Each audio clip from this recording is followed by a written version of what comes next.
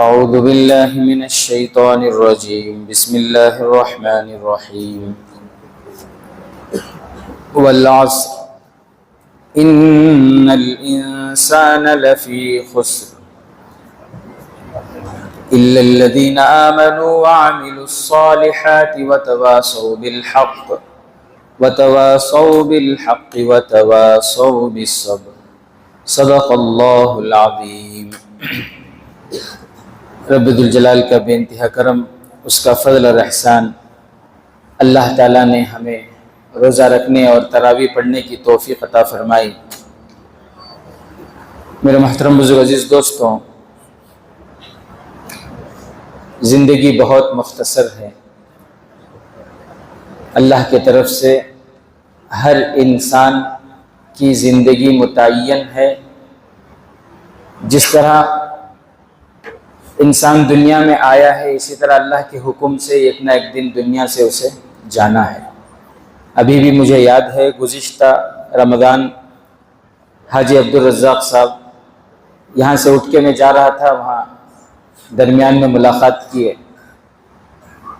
اور شاید 26ویں کے بعد پھر انہوں نے کہا کہ ایک مسئلہ مجھے، پھر یہاں بیٹھ کر چند مسئلے پوچھے، اور پھر زکوٰۃ کے کچھ پیسے مدرسے کو دینے تھے، وہ زکوٰۃ کی رقم لکھائے۔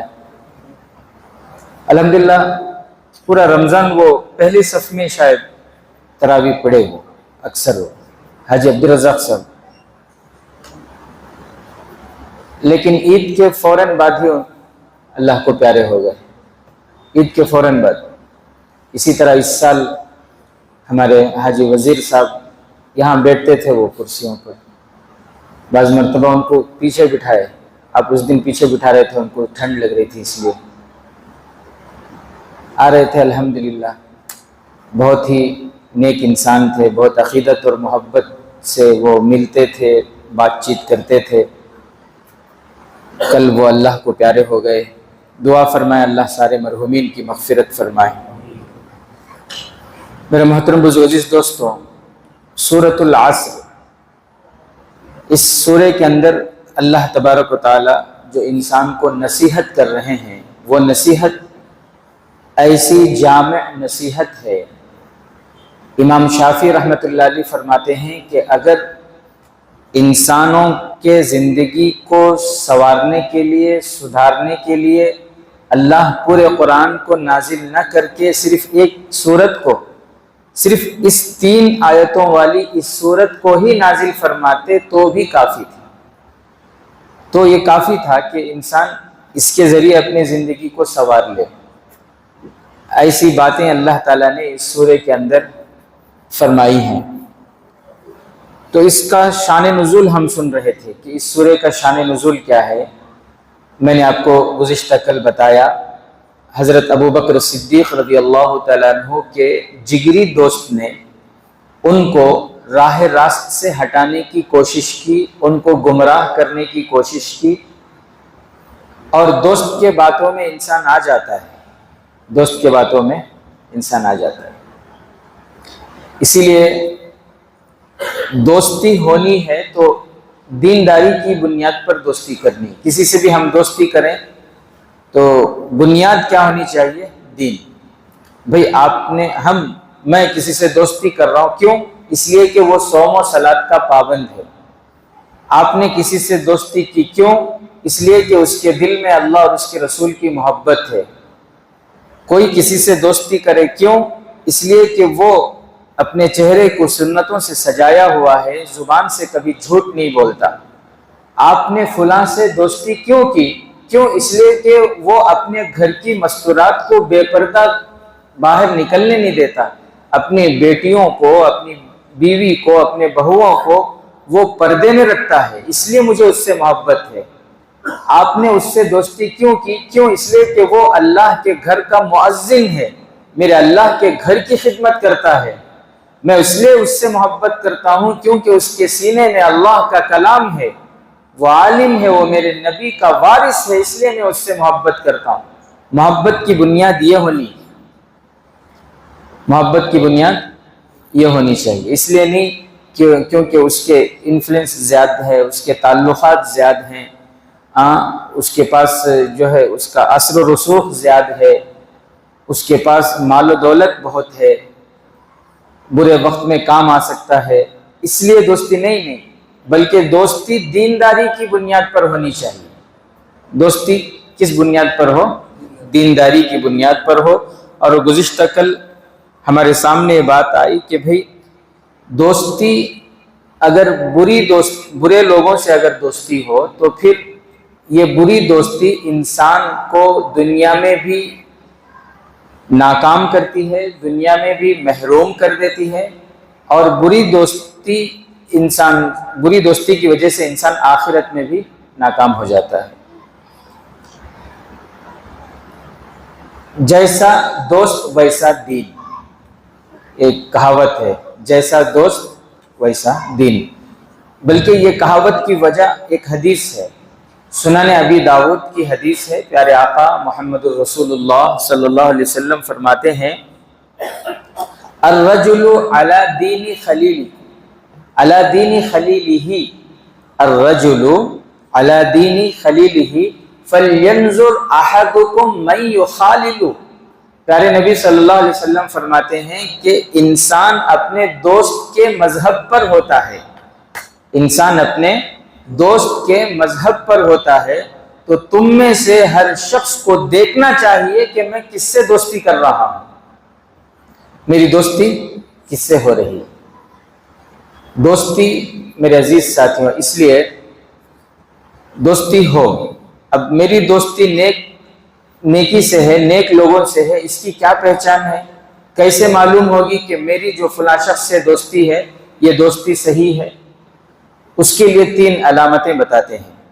سب سے پہلی بات تو یہ ہے کہ جو ہمارا دوست ہے اس سے جب ہم ملیں، اس سے جب ہم بات چیت کریں، اس کے ساتھ جب ہم وقت بتائیں، تو اس کے بعد ہمیں اپنے اندر اللہ اور اس کے رسول کی محبت میں اضافہ محسوس ہو کہ اس سے ملنے سے، اس سے بات کرنے سے، اس کے ساتھ وقت بتانے سے میرے دل میں اللہ اور اس کے رسول کی محبت میں اضافہ ہو رہا ہے، تو اس کا مطلب یہ ہے کہ یہ دوستی صحیح ہے۔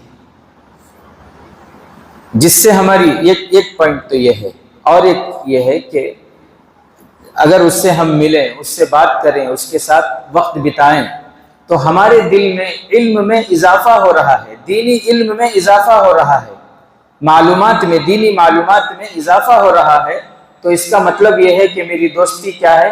صحیح ہے۔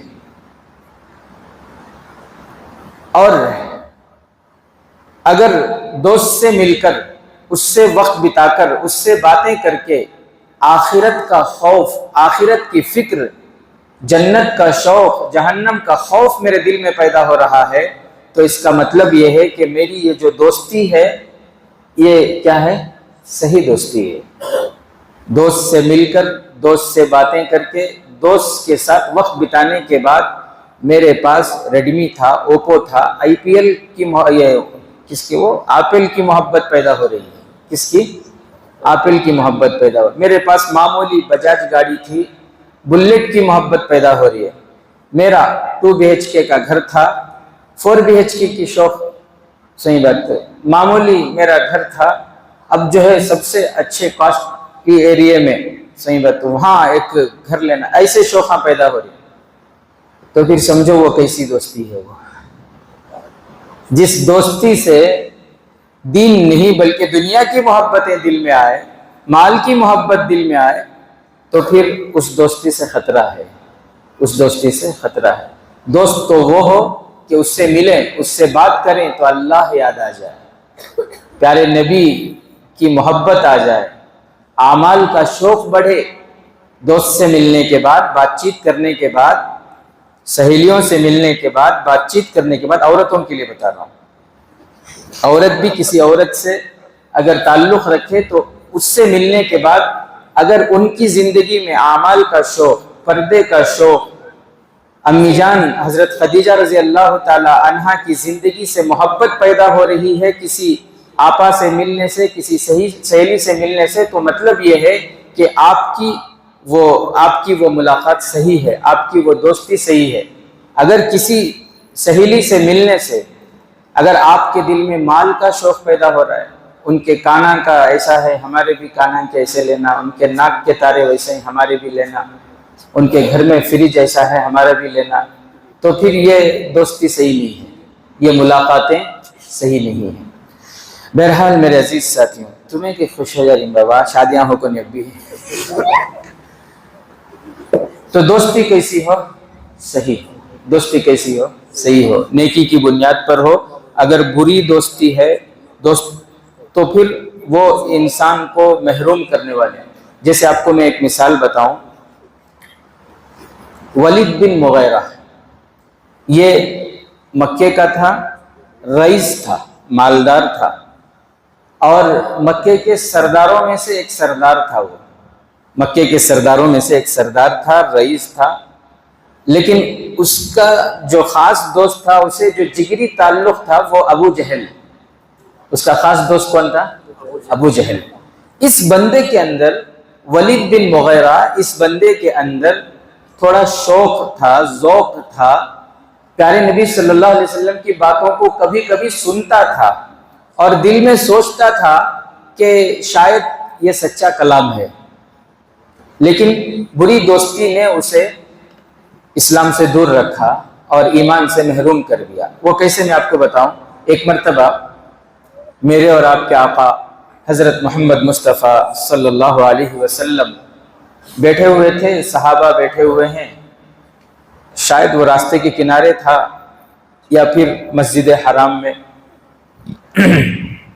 تو اللہ کے نبی صلی اللہ علیہ وسلم صحابہ کو قرآن پاک پڑھ کے سنا رہے تھے، قرآن کی آیتیں پڑھ کے سنا رہے تھے، ان کو سمجھا رہے تھے۔ ولید بن مغیرہ کا گزر ہوا تو پہلے سے چونکہ تھوڑا تھوڑا اسے شوق تھا اور اللہ کے نبی صلی اللہ علیہ وسلم قرآن کی تلاوت کر رہے تھے تو وہ بیٹھ گیا اور بیٹھ کر تھوڑی دیر سنا۔ سننے کے بعد وہ کھڑا ہوا، کھڑا ہو کر کہنے لگا، یہ کسی انسان کا کلام نہیں ہے، اس کلام کے اندر ایک تاثیر ہے، یہ کلام بہت ہی مرتبے والا ہے، یہ کلام کسی انسان کا کلام نہیں ہے۔ یہ کہہ کر وہ چلا گیا۔ تھا تو کیا کافر، تھا تو کافر۔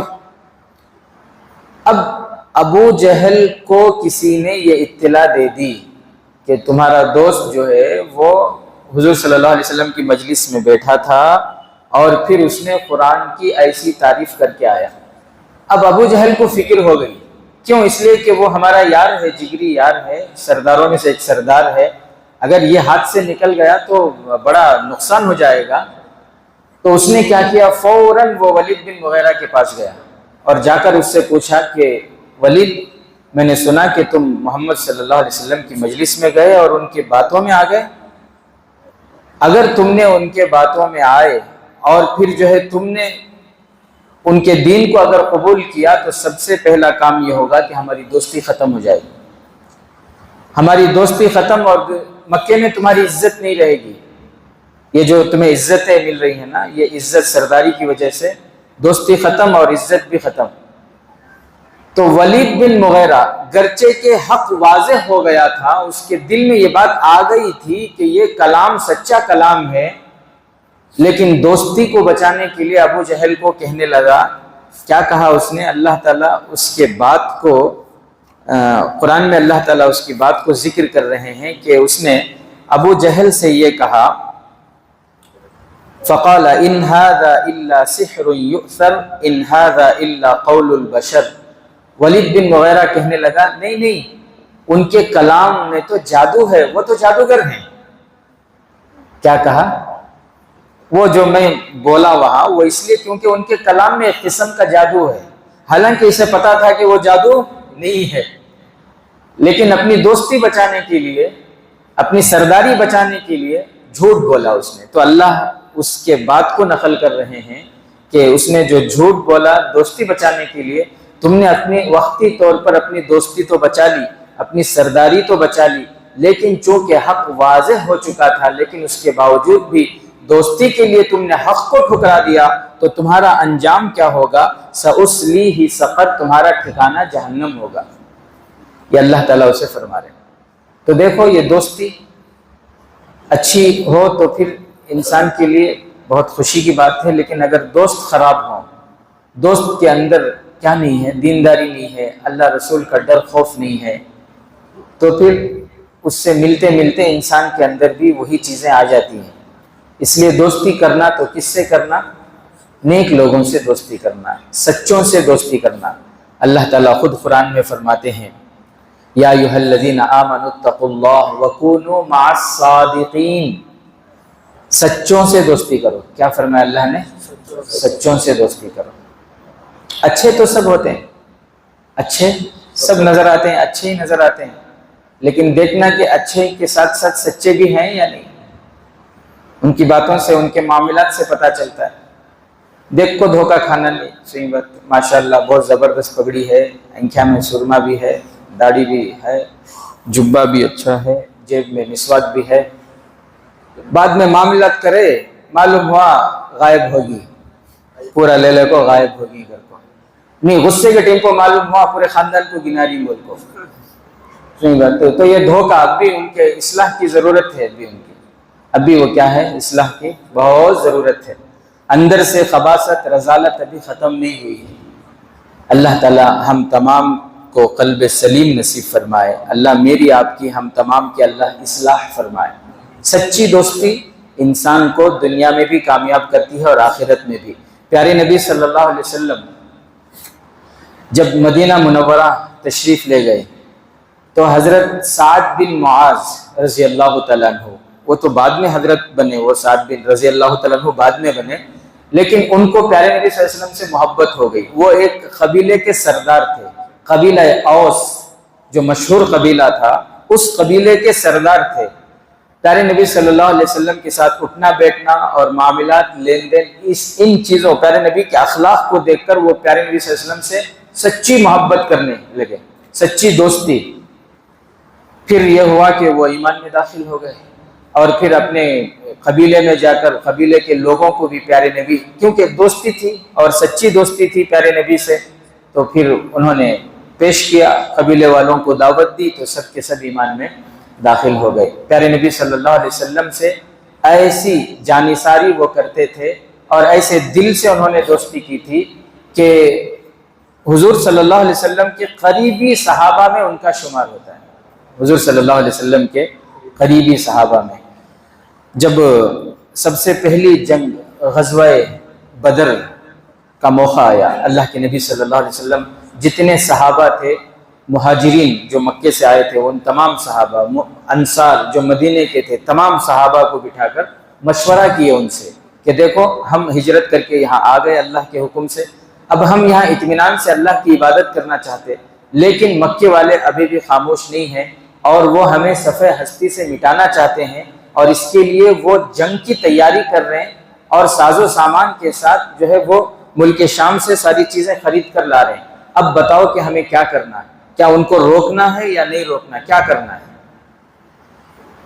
تو صحابہ، مہاجر جو صحابہ تھے، وہ جوش میں کھڑے ہو کر کے اپنی رائے پیش کر رہے تھے، لیکن اللہ کے نبی صلی اللہ علیہ وسلم کی دلی خواہش یہ تھی کہ مہاجر تو مکے والے میرے ساتھی ہیں سب، یہ انصار جو ہیں، جو یہی کے ہیں، ان میں سے کوئی کھڑا ہو کر جو ہے اپنی رائے دے۔ یہ اللہ کے نبی صلی اللہ علیہ وسلم کے دل میں تھی بات، اللہ کے نبی صلی اللہ علیہ وسلم یہ چاہ رہے تھے۔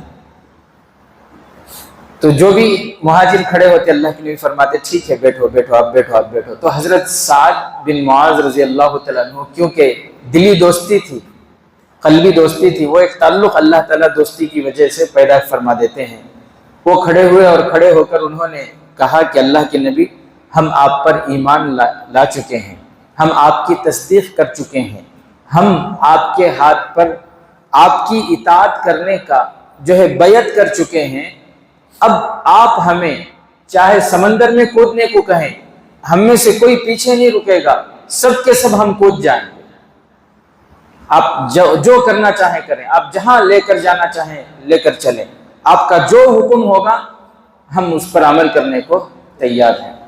ایسے الفاظ انہوں نے کہے، سارے انصار صحابہ نے ان کی تائید کی، اور اللہ کے نبی صلی اللہ علیہ وسلم ان کے ان جملوں سے بہت خوش ہوئے، اللہ کے نبی صلی اللہ علیہ وسلم۔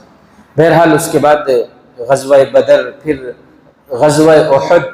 غزوہ احد میں حضرت سعد بن معاذ رضی اللہ تعالیٰ عنہ جب وہ ایک تھوڑی مس انڈرسٹینڈنگ کی وجہ سے، غلط فہمی کی وجہ سے، جن صحابہ کو اللہ کے نبی پہاڑ پر وہاں وہ لوگ جو ہے کچھ غلط فہمی سے وہاں سے اتر آئے، پھر جو ہے پورا تھوڑی دیر کے لیے ایسا ہو گیا کہ ہارنے جیسا موقع ہو گیا تھا، صحابہ بکھر گئے تھے، منتشر ہو گئے تھے، اللہ کے نبی صلی اللہ علیہ وسلم پر حملہ ہو رہا تھا۔ چند صحابہ تھے جو اللہ کے نبی صلی اللہ علیہ وسلم کو چاروں طرف سے گھیر لیے تھے، ان میں سے ایک حضرت سعد بن معاذ تھے جو اپنا سینہ دشمنوں کے سامنے کیے ہوئے تھے کہ اگر ادھر سے کوئی تیر وغیرہ آئے تو مجھے لگے، میرے نبی کو نہ لگے۔ اتفاق سے ہوا ایسا کہ ایک تیر ان کے بازو کو لگا اور پوری رگیں یہاں کی جو ہے وہ کٹ گئی ان کی، وہ اتنی تیزی کے ساتھ لگا تھا کہ وہ ان کے بازو کی رگیں کٹ گئیں اور پھر اس سے ہمیشہ خون بہتا تھا۔ وہ علاج کرائے لیکن وہ زخم جو ہے وہ گہرا ہوتا گیا۔ بہرحال سچی دوستی ان کو پیارے نبی صلی اللہ علیہ وسلم سے تھی تو ان کو جو ہے دنیا میں بھی عزتیں ملی۔ بنو قریظہ جو یہودی تھے، انہوں نے جب بہت زیادہ عہدوں کو توڑا اور پھر جو ان کے ساتھ اگریمنٹ ہوئے تھے ان سب اگریمنٹوں کی مخالفت کی اور سزا کے مستحق ہوئے، تو اللہ کے نبی نے حضرت سعد بن معاذ کو فیصل بنایا کہ سعد بن معاذ تم فیصلہ کرو کہ ان کو کیا کرنا ہے، جو تمہارا فیصلہ ہوگا وہی ان کے ساتھ معاملہ ہوگا۔ تو حضرت سعد بن معاذ نے جو فیصلہ فرمایا، اللہ کے نبی خوش ہوئے اور فرمایا سعد تمہارا فیصلہ یہی، جو تمہارا فیصلہ ہے وہی اللہ کا بھی فیصلہ ہے، جو تمہارا فیصلہ ہے، جو تم نے فیصلہ کیا اللہ کا فیصلہ بھی یہی تھا۔ تو ایسے حضرت سعد بن معاذ رضی اللہ تعالیٰ عنہ جب ان کا وہ زخم زیادہ بڑھا اور پھر جو ہے انتقال کے وہ قریب تھے، اللہ کے نبی صلی اللہ علیہ وسلم ان کے قریب بیٹھے ہوئے تھے، جب ان کا انتقال ہوا تو اللہ کے نبی صلی اللہ علیہ وسلم نے فرمایا، بخاری اور مسلم کی حدیث ہے، اللہ کے نبی نے فرمایا کہ سعد کی موت کی وجہ سے اللہ کا عرش ہل گیا۔ ان کی دوستی اللہ کو اتنی پسند آئی، ان کی محبت جو پیارے نبی کے ان کے دل میں تھی، ان کا اخلاص اللہ کو ایسا پسند آیا، اللہ کے نبی صلی اللہ علیہ وسلم نے فرمایا کہ ان کے موت کی وجہ سے اللہ کا عرش ہل گیا، یعنی اللہ نے اپنی خاص رحمتیں نازل فرمائی۔ اور پھر جب جنازہ لے کر جا رہے تھے صحابہ سے پیارے نبی نے فرمایا کہ سعد بن معاذ کے جنازے میں 70,000 فرشتے اترے ہیں جو جنازے میں ان کے شریک ہوئے، اور یہ وہ فرشتے ہیں جو اس سے پہلے دنیا میں کبھی آئے ہی نہیں تھے۔ تو میرے عزیز ساتھیوں، بس میں یہ کہنا چاہ رہا ہوں کہ دوستی اگر اچھی ہو، ان کی دوستی میں اخلاص تھی، وفاداری تھی، قربانی تھی، اور خلوص نیت سے، سچے دل سے انہوں نے دوستی کی تھی پیارے نبی صلی اللہ علیہ وسلم سے، تو وہ دنیا میں بھی کامیاب ہوئے، شہادت کا درجہ ان کو حاصل ہوا، اور پھر آخرت میں بھی کامیابی کی بشارت ان کے لیے اللہ نے دی ہے۔ تو اس لیے ہمیں چاہیے کہ ہم دوستی کریں تو کس سے کریں؟ اچھوں سے، نیک لوگوں سے، سچوں سے دوستی کریں۔ شان نزول سے یہ بات ہمیں سمجھ میں آتی ہے۔ اس کے بعد اس سورے کا ترجمہ دیکھیں۔ اللہ تعالیٰ فرماتے ہیں والعصر، قسم ہے زمانے کی۔ اللہ تعالیٰ قسم کھا رہے ہیں۔ قسم کھانے کی کیا ضرورت پیش آئی؟ انسان قسم کب کھاتا ہے؟ جب کسی بات کو اہمیت دے کر سامنے والے کو بتانا مقصود ہو کہ میں جو بول رہا ہوں یہ کوئی معمولی بات نہیں، بہت اہم ہے، بہت ضروری ہے، اسی وقت انسان قسم کھاتا ہے۔ اس کے علاوہ بات میں قسم کھائے تو یہ اچھی بات نہیں ہے۔ اچھی بات ہے کیا؟ انسان کے جھوٹا ہونے کے لیے کافی ہے کہ وہ بات پر قسم کھائے۔ جو بات پر قسم کھاتا ہے وہ سچا انسان نہیں ہوتا، اور قسم کھانا اچھی بات بھی نہیں ہے۔ ضرورت پڑنے پر قسم کھائی جاتی ہے، کوئی بہت ہی اہم بات بتانی ہو تو اس وقت قسم کھائی جاتی ہے نا؟ تو انسانوں کے لیے یہ بات ہے، لیکن اللہ کو قسم کھانے کی کیا ضرورت؟ اللہ ایسے ہی بولتے ہیں ہم بندوں کو، ہم بندے ہیں، ہم مخلوق ہیں، وہ خالق ہے، ہم غلام ہیں، وہ آقا ہے۔ غلاموں کو ایک بات سمجھانے کے لیے قسم کھانے کی ضرورت کیوں؟ اس لیے کہ اللہ انسانوں کے مزاج کے مطابق اللہ تعالیٰ تو جو ہے یہاں پر کیا کر رہے ہیں؟ قسم کھا کر آگے ایک بات بتا رہے ہیں، والعصر، قسم ہے زمانے کی، آگے کی بات کیا ہے انشاءاللہ آئندہ کل ان باتوں کے ساتھ آپ کے سامنے تشریف لائیں گے۔ اللہ تعالی ہمیں جو ہے قرآن کریم کو سمجھنے کی توفیق نصیب فرمائے، اس پر عمل کی توفیق عطا فرمائے۔